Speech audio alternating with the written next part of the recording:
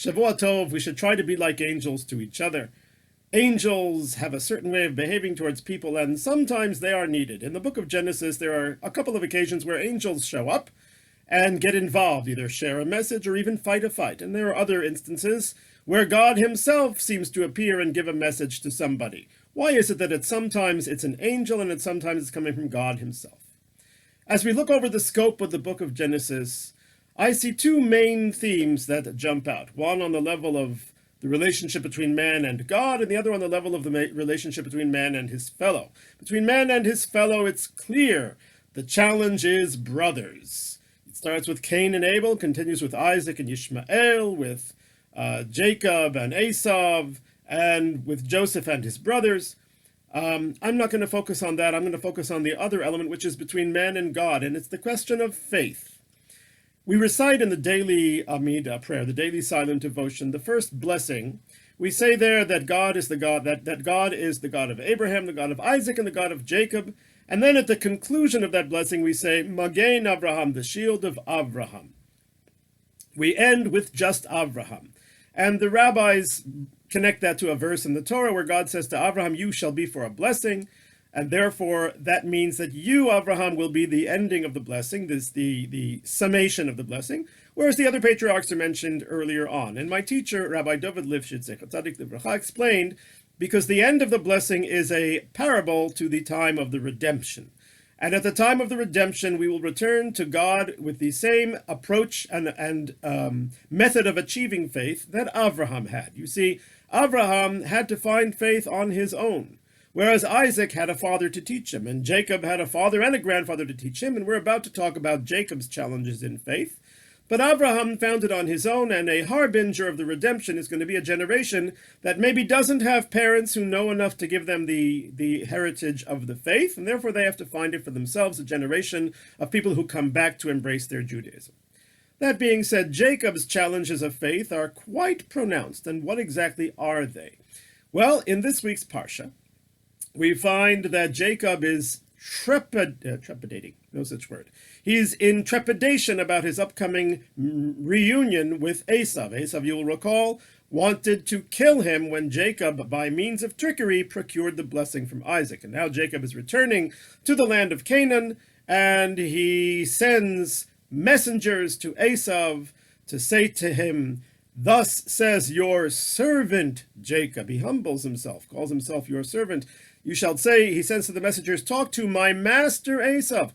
Why is Jacob humbling himself so much? Perhaps what he's trying to do is say to Asaf, remember that blessing that I stole from you? Well, that was something that I give back. Why? Because the blessing placed me, Jacob, as the ruler, as the master, and you, Asaf, as the slave. And I'm replacing that. I'm flipping it over. I am now saying, thus says your servant Jacob, and deliver this message to my master Asaf. How did that play out? Well, it initially didn't play out at all. You see, the messengers that Jacob sends to Asaf, they go, and they come right back, and they say, Asaf is on his way with 400 men. That's scary stuff. What exactly happened when Asaf heard that message? It didn't work. He didn't agree. He didn't accept Jacob's apology and his correction. The Ramban says it didn't even happen. You see, the minute that Asaf saw those messengers coming and understood they were coming from Jacob, he wouldn't let them in the camp. He gathered his 400 guys, and off they went, and that was it. So Jacob's tremendously afraid, and the rabbis are bothered, and we're bothered. Why is he so afraid? God said to Jacob, time and again, I will be with you, I'll bring you back to this land, you're going to be the one to inherit the blessing of Abraham and Isaac, you're going to be the one to continue the traditions, so what are you afraid of? Why is Jacob so terrified? Oh, and it gets even more interesting, because that night, before Asaf comes, Jacob encounters a man. Who is this man? It turns out it's an angel. The rabbis say he is the guardian angel of Asaf. Interesting. And Jacob is fighting with this guy all night long, and this man, this angel, this whatever he is not able to defeat Jacob. And in the morning, Jacob says to him, you must bless me. The angel wanted to leave. Jacob says, give me a blessing. And he gives him a blessing, and he says, what's your name? And Jacob says, my name is Yaakov, Jacob. And the angel says, it won't be Yaakov anymore. It's now going to be Yisrael. Yisrael, Israel. Why? Ki sarita im Elokim v'im anashim v'tuchal, because you have prevailed over God and over man, and you have proven your ability. So he changes his name. This is a fateful thing. Why was that the blessing that he got? And why was that so important? What is this whole episode about? Oh, and there's another small detail as well. Jacob was limping after this encounter. Why was he limping? Because this man, this angel, had hit him in the sciatic nerve.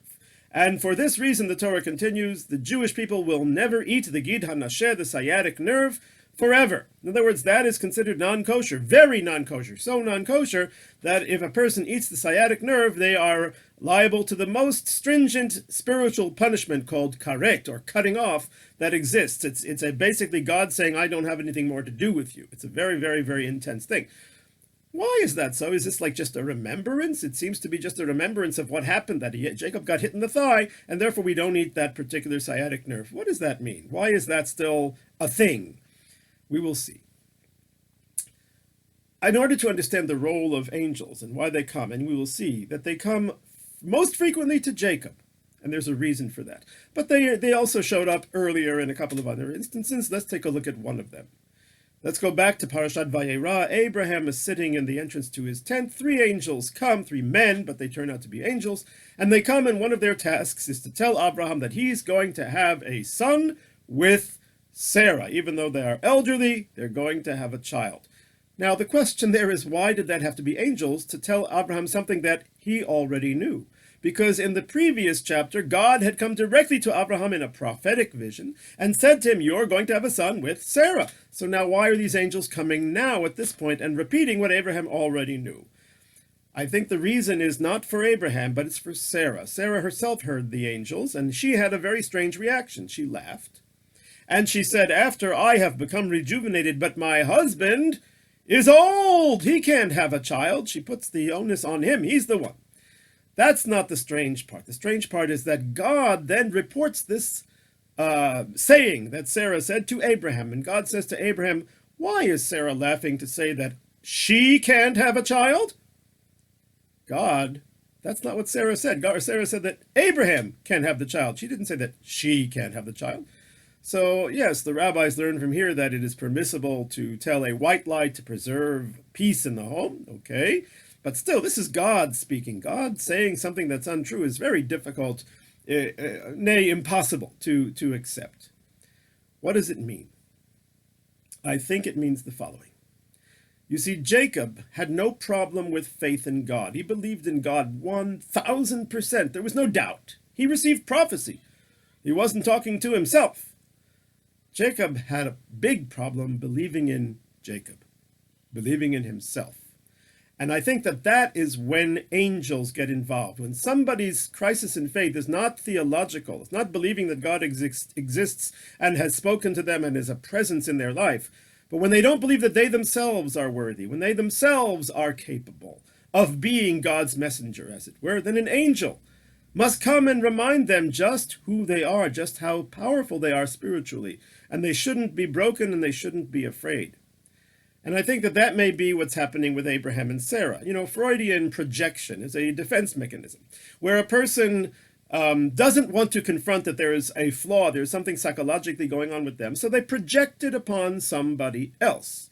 Perhaps this is exactly what was happening with Sarah. Sarah, she doubted that she could be the one to have a child, but that doubt was on her subconscious level. On her conscious level, she put it on Abraham. Projection. And so when God says to Abraham, why is Sarah laughing to say that I can't have a child? God is telling Abraham a deeper truth. Not that God is telling an untruth, he's telling him the deeper truth. The truth of what Sarah is really saying, of what is going on in her deep psyche, that she doubts herself. And when a person doubts themselves, they're doubting something on the human level, and therefore they need angels in the form of people to come and lift them up. In other words, each person has to strengthen the other. And so the angels were there to strengthen Sarah. And therefore they continue and they say, Hayipalemi Hashem davar, can anything fall short from God's capabilities? Next year you are going to be holding a son. The angels needed to lift Sarah up. And I think that's the same thing with Jacob, with Yaakov. You see, the problem with Yaakov was his name. And we're going to see some amazing things here. because his name implies lying down and grabbing onto the heel of someone else, because that's the form with which he was born. He came out of his mother grasping onto Esav's ankle. Well, that name implies somebody who is not a leader, somebody who doesn't have worth, who's trying to be someone else or trying to grab someone else's portion. You see, Yaakov doesn't believe in Yaakov.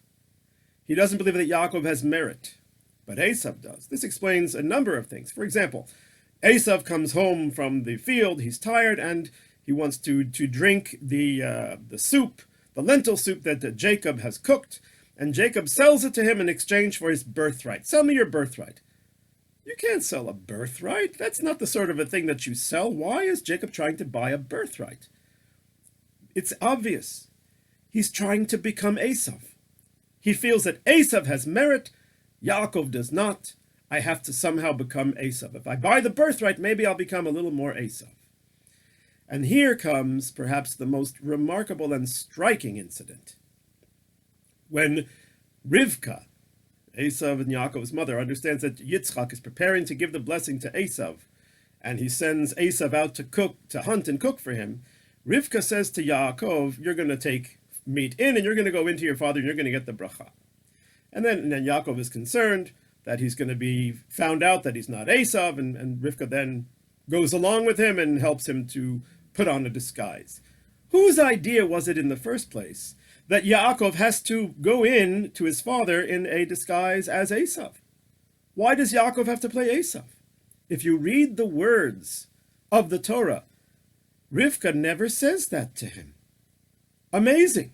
She basically is saying to him, it seems, go into your father, go to the flocks, get me two goats, I'll make the meal. You go into your father and get the bracha.